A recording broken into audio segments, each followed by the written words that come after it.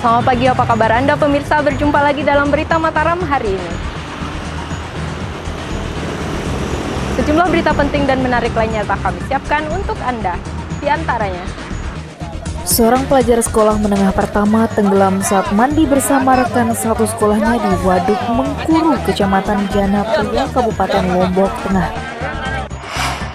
Tim Satuan Reserse Kriminal Polres Mataram kembali mengamankan seorang pemuda pelaku jambret yang kerap meresahkan para pengendara sepeda motor di kota Mataram. Ratusan petani di Kabupaten Lombok Barat terpaksa memanen tanaman padi lebih awal dari sebelumnya untuk mengurangi kerugian akibat cuaca tak menentu yang terjadi dan berakibat kurang maksimalnya hasil panen mereka. Seorang pelajar sekolah menengah pertama tenggelam saat mandi bersama rekan satu sekolahnya di Waduk Mengkuru, Kecamatan Jana Pria, Kabupaten Lombok Tengah. Korban yang tidak bisa berenang diduga terpleset dan tenggelam di waduk sedalam 10 meter dan ditemukan tim SAR 4 jam kemudian. Seorang pelajar SMP kelas 1 bernama Nur Hidayani, 13 tahun asal Dusun Tonjong, Desa Jana Pria, dilaporkan tenggelam oleh warga sekitar pukul 6 sore hari saat mandi bersama sejumlah rekan satu sekolahnya di Waduk Mengkuru, Jana Pria, Lombok Tengah. Laporan tersebut ditindaklanjuti tim SAR Mataram dengan langsung menuju TKP tempat tenggelamnya korban untuk mencari keberadaan korban yang tenggelam di waduk yang cukup dalam tersebut. Menurut sejumlah saksi mata, peristiwa naas tersebut terjadi saat korban bersama sejumlah rekannya mandi di waduk tersebut usai pulang sekolah sebelum kembali ke rumah. Namun naas diduga karena kurang berhati-hati, korban yang tidak bisa berenang terpeleset dan jatuh ke waduk dan langsung tenggelam ke dasar waduk walaupun sempat dilakukan upaya pertolongan oleh rekan-rekannya. Mengetahui hal itu, teman-teman korban langsung memberitahu warga dan langsung melaporkan kejadian tersebut kepada pihak desa dan tim SAR untuk melakukan pertolongan. Tim SAR yang tiba di TKP 2 jam kemudian akhirnya melakukan upaya pencarian dengan melakukan penyelaman di dasar waduk sedalam 10 meter lebih. Korban akhirnya berhasil ditemukan setelah 4 jam proses pencarian sejak korban dinyatakan hilang pukul 6 WITA sore hari. Jadi kurang lebih setelah kita siapkan peralatan, kita menyelam kurang lebih sekitar 5 menit. Kita turun dengan kedalaman sekitar kurang lebih 10 meter. Dan pada saat itu juga kita menemukan korban. Setelah dievakuasi dari waduk, petugas kemudian membawa jenazah korban untuk dikembalikan kepada pihak keluarga dan selanjutnya dikebumikan di kampung halamannya. Dari Kabupaten Lombok Tengah, Tim Liputan melaporkan.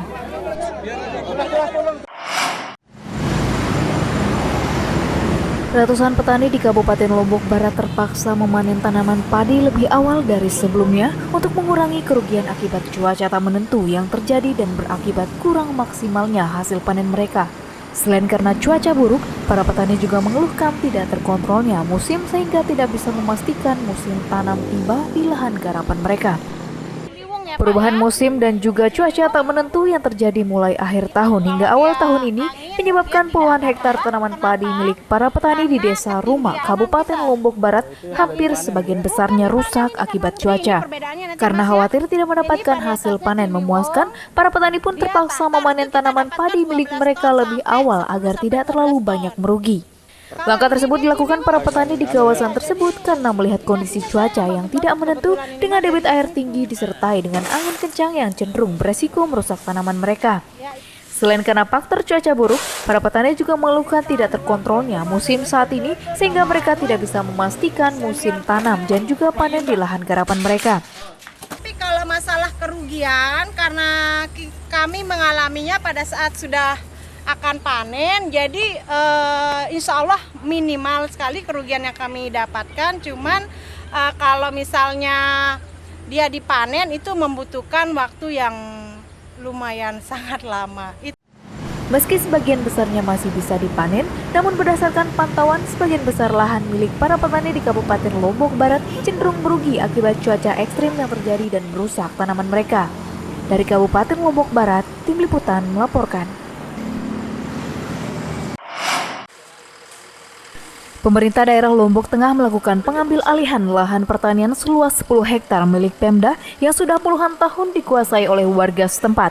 Langkah akuisisi lahan tersebut dilakukan berdasarkan keputusan ingkrah dari Pengadilan Negeri Praya yang memenangkan Pemda dalam proses peradilan. 10 hektar lahan yang berlokasi di Dusun Repo Sadar, Desa Taman Indah, Kecamatan Pringgarata, diambil alih oleh pemerintah daerah Kabupaten Lombok Tengah pasca dinyatakan berkekuatan hukum oleh keputusan pengadilan. Pasca dikuasai puluhan tahun oleh warga setempat, proses akuisisi puluhan hektar lahan tersebut akhirnya dilakukan pada bulan ini berdasarkan keputusan inkrah dari Pengadilan Negeri Praya yang memenangkan gugatan pemerintah daerah di peradilan. Sebelumnya tanah seluas 10 hektar tersebut merupakan milik Pemda Lombok Tengah, namun karena tidak terurus sejak tahun 1960, lahan tersebut kemudian diklaim dan digarap oleh sejumlah warga masyarakat setempat. Menyikapi hal tersebut, Pemda Lombok Tengah beberapa tahun lalu kemudian melayangkan gugatan ke pengadilan dengan berdasarkan bukti yang diperkuat dengan kepemilikan sertifikat lahan. Setelah melalui mekanisme yang cukup alot dengan pola persuasif dan pendekatan sosial, selama hampir 5 tahun lamanya, pemerintah daerah akhirnya memutuskan untuk menyelesaikan klaim kepemilikan lahan tersebut melalui jalur hukum. Yang belum menyerahkan itu 3 orang, yang sudah menyerahkan itu 2 orang. Kemudian yang diserahkan itu yang ini, lahan yang di sebelah kanan, mereka sudah menyerahkan ke Pemda, bahwa mereka sudah betul-betul ikhlas tanpa ada pemaksaan. Dari pihak masyarakat yang ada di sini, kita yang sekarang ini kita kasih untuk pemanenan. Tapi selanjutnya sesudah pemanenan ini tidak boleh lagi kalau belum ada mediasi. Meski telah memiliki keputusan tetap dari Pengadilan Negeri Praya dan telah diambil alih Pemda, namun sejumlah warga yang mengaku memiliki hak atas tanah tersebut saat ini masih melayangkan gugatan perdata ke Pengadilan Tinggi karena belum merasa puas dengan keputusan di PN Praya. Dari Kabupaten Lombok Tengah, Tim Liputan melaporkan. Ratusan ex-tenaga honorer K2 dari Formasi Umum tahun 2018 mendapatkan SK calon pegawai negeri sipil dari pemerintah daerah Kabupaten Lombok Timur. Ratusan honorer K2 yang menerima SK CPNSD telah dinyatakan lulus seleksi dan layak untuk diangkat untuk mengisi kekosongan formasi di Pemda Lotim. Sebanyak 189 ex-tenaga honorer K2 dan dari Formasi Umum tahun 2018 di lingkup pemerintah daerah Kabupaten Lombok Timur akhirnya diputuskan berkat menerima SK calon pegawai negeri sipil daerah untuk mengisi formasi umum di lingkup Pemda Lotim. Acara serah terima SK CPNSD tersebut dilakukan Pemda Lombok Timur diwakili BKP SDM bertempat di Ballroom Kantor Bupati Lombok Timur Kamis siang. Menurut data pihak BKP SDM, ratusan honorer yang menerima SK CPNSD tersebut telah melalui tahapan seleksi sesuai mekanisme yang berlaku pada syarat penerimaan CPNS jalur tenaga honorer yang ditetapkan pemerintah. Seluruh penerima SK tersebut secara aturan telah dinyatakan final, dikuatkan dengan keputusan bersama pemerintah pusat dan daerah dan tidak bisa diganggu-gugat. Kalau waktu pakai CAD itu memang keluar hasilnya, tapi karena passing grade kan banyak juga yang memenuhi syarat. Jadi mau tidak mau karena passing grade yang banyak memenuhi syarat ini membuat pemerintah bingung. Nah itu kita tidak tahu, yang jelas kan itu urusannya pemerintah pusat. Kita sudah melaksanakannya. Selain akan mengisi formasi kosong di lingkup instansi dan OPD, kepada para CPNSD yang baru diangkat diharapkan bisa bekerja maksimal untuk mensupport pelayanan publik di lingkup pemerintah daerah Kabupaten Lombok Timur ke depannya. Dari Kabupaten Lombok Timur, Tim Liputan melaporkan.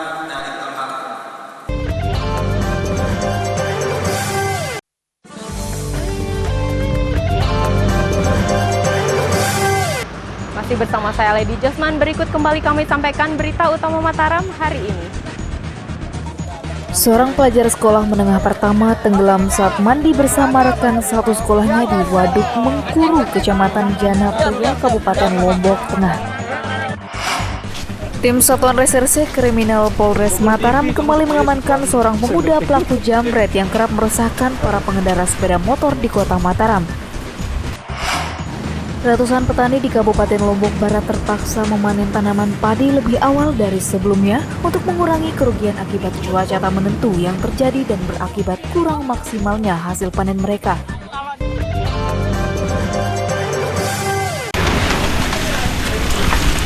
Tim Satuan Reserse Kriminal Polres Mataram kembali mengamankan seorang pemuda pelaku jamret yang kerap meresahkan para pengendara sepeda motor di kota Mataram.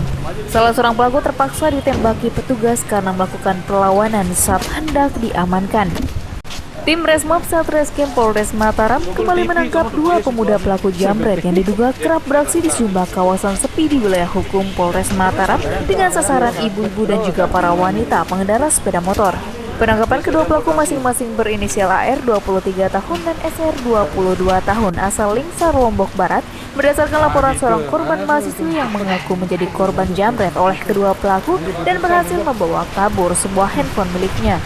Berdasarkan keterangan ciri-ciri pelaku dan plat kendaraan yang digunakan kedua pelaku yang beraksi berboncengan, petugas kemudian melakukan pelacakan dan memburu pelaku ke desanya di Dusun Keling, Desa Lingsar, Kabupaten Lombok Barat. Selain mengamankan barang bukti sebuah smartphone milik korban dan sebuah sepeda motor alat kejahatannya, dalam operasi penangkapan seorang pelaku terpaksa dihadiahi timah panas karena mencoba melawan petugas dan hendak kabur dari sergapan petugas. Berdasarkan hasil interogasi, kedua pelaku mengaku sedikitnya telah 3 kali melakukan aksi perampasan barang milik para pengguna jalan dengan cara memepet korban dan menjamret handphone atau tas milik para korbannya. Jadi pada saat itu korban sendiri perempuan naik sepeda motor dibuntuti sama 2 orang. Dia membuntuti karena korban memakai headset yang terhubung dengan handphonenya di saku. Di Jalan R. Suprapto karena sepi, jadi pelaku tersangka ngambil handphonenya dan melarikan diri. Kasus ini tengah didalami petugas untuk mengetahui lokasi dan para korban jambret aksi kejahatan pelaku. Atas perbuatannya melakukan penjambretan atau curas, petugas menjerat keduanya dengan pasal 365 KUHP dengan ancaman hukuman minimal 5 tahun penjara. Dari Mataram, Tim Liputan melaporkan.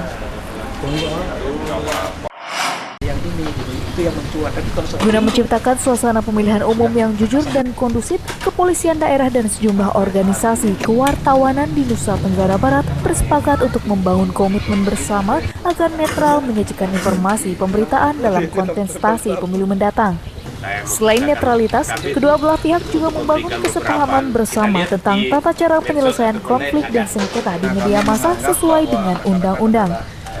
Menyikapi semakin dekatnya agenda pemilu mendatang, Kepolisian Daerah Nusa Tenggara Barat bersama 3 organisasi kewartawanan yakni PWI, AJI, dan IJTI bersama awak media di NTB membangun kesepahaman bersama untuk membangun iklim pemberitaan yang netral terkait pemilu.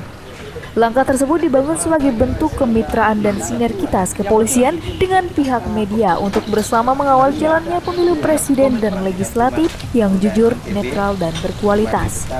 Langkah netralitas media menjadi salah satu poin penting yang perlu dimunculkan dalam peran media sebagai salah satu pilar demokrasi dengan menyajikan berita yang akurat, berimbang, dan juga menyejukkan di tengah masyarakat.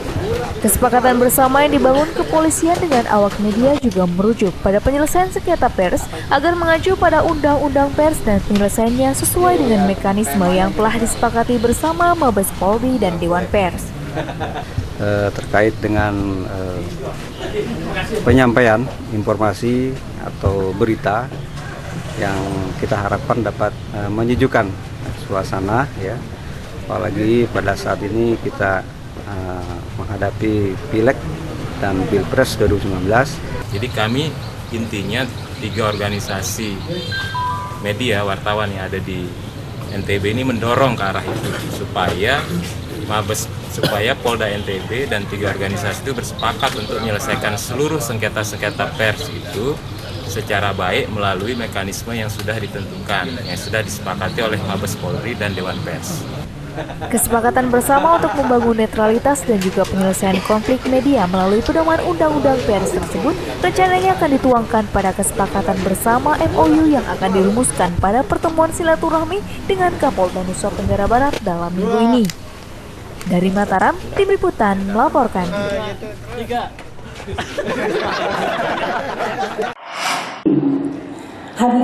Kepolisian Daerah Nusa Tenggara Barat mengajak ratusan generasi muda kaum milenial di NTB untuk membangun mental positif dan turut berpartisipasi aktif menekan isu kriminalitas di kalangan remaja. Tak hanya itu, para milenial juga diajak untuk bijak bermedsos dan tidak mudah terpengaruh dengan pergaulan negatif yang ditularkan dari media sosial. Hal tersebut mengemuka pada seminar yang digelar Polda Nusa Tenggara Barat melalui Bayangkari NTB yang mengedepankan tema tolak hoaks, narkoba, dan pornografi dengan melibatkan ratusan siswa sekolah menengah pertama dan SMA sederajat yang digelar di Mataram baru-baru ini. Dalam pertemuan tersebut, perwakilan Polda Nusa Tenggara Barat menyampaikan sejumlah bahaya dan resiko kenakalan remaja yang rentan terjadi di usia muda karena sangat mudah terpengaruh oleh pergaulan yang tidak baik. Sejumlah tren seperti aksi bully, menyebarkan hoaks, penyalahgunaan obat terlarang, pornografi, serta aksi kekerasan seksual yang terjadi belakangan ini merupakan dampak konkret hilangnya mental positif daripada generasi muda yang harus diliterasi kembali. Langkah penyadaran kepada kaum milenial tentang risiko dan bahaya pergaulan menyimpang sengaja digelar pihak terkait untuk kembali menyadarkan mereka agar kembali bersikap positif serta bijak dan tidak mudah terpengaruh dampak negatif media sosial. Jadi kita berharap generasi muda itu nanti bisa anti yang 5 itu. Makanya saya sampaikan tadi, paling tidak harus diambil keputusan bahwa kita anti hoax, anti bullying, dan lain sebagainya. Selain mengajak kaum muda milenial NTB untuk bangkit dan berprestasi mengejar cita-cita, langkah penyadaran tersebut juga diharapkan mampu menekan sejumlah kasus kekerasan seksual, narkotika, dan pornografi yang rentan dilakukan para remaja karena pergaulan global dewasa ini. Dari Mataram, Tim Liputan melaporkan.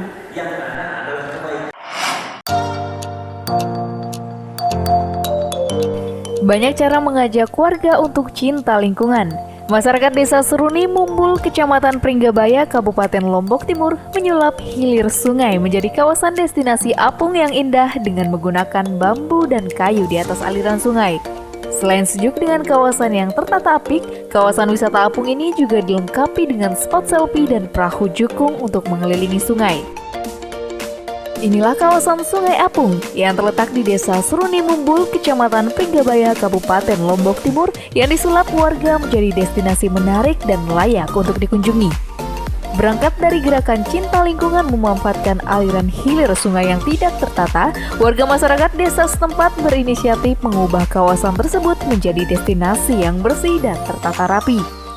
Meski berbekal kayu dan bambu bekas sebagai bahan baku utama, kreasi swadaya warga masyarakat tersebut kini berubah menjadi kawasan yang asri dan juga ramai dikunjungi warga untuk beristirahat ataupun melepas lelah.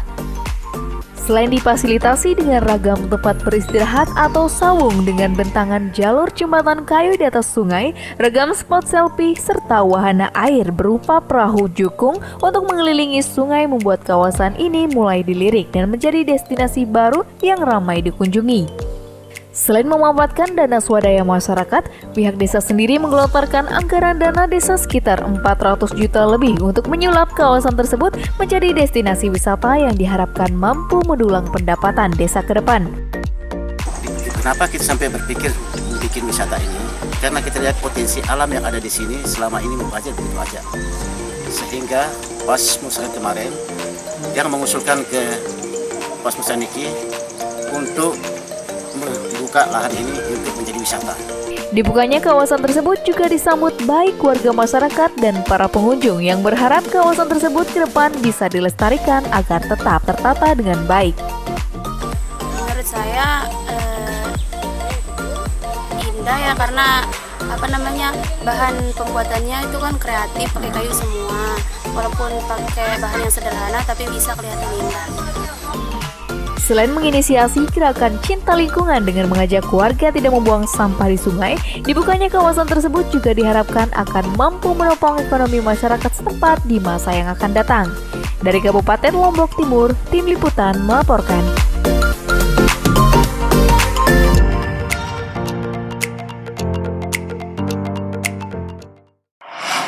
Pemirsa, demikian berita Mataram yang berhasil dihimpun redaksi kami hari ini.